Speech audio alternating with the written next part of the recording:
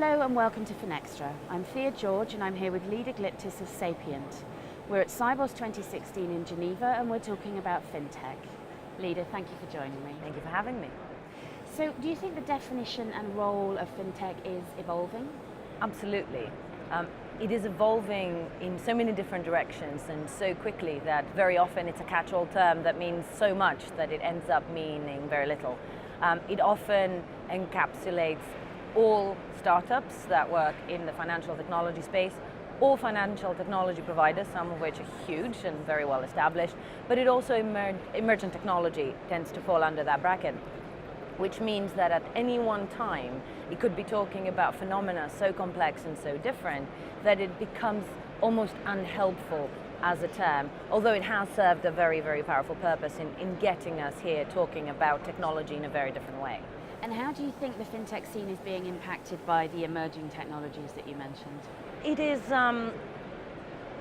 undeniably it's changing the tenor of the conversation. I was about to say when you asked the question, greatly and actually very constructively, which is true but also not the whole truth.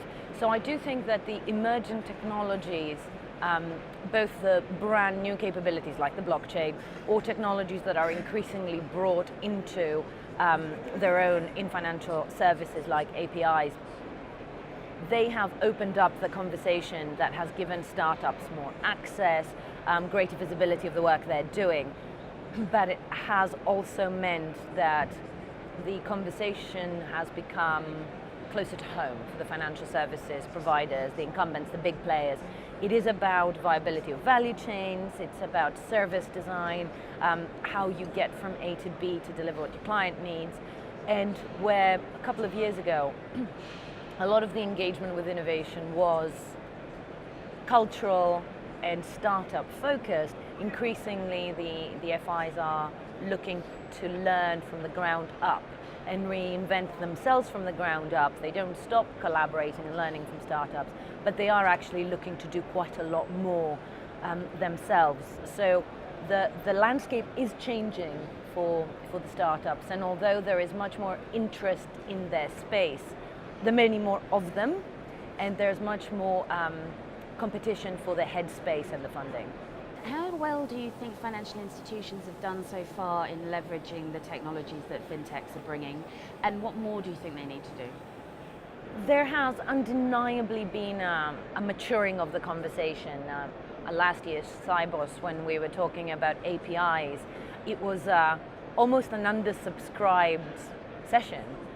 It was still a concept that most people weren't engaging with. Now everyone either has a strategy already or is working towards one, not least because the regulator expects it. Similarly with blockchain, last year we were talking about that transition from fear to learning. Now people have done quite a lot of technical learning and are trying to figure out how to embed it in their value chain. There are a couple of things that are possibly in need of further development, in need of further attention. One is that value chain. The way that startups leverage new technology is inspiring and educational, but it's not always replicatable.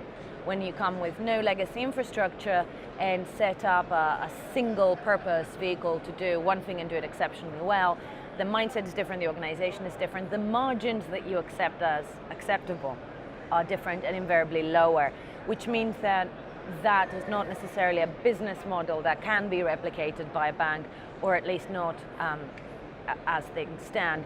And we are, for the first time since this new phenomenon started, getting to those questions. Business model innovation needs to be in line with the purpose and ambition of the organization.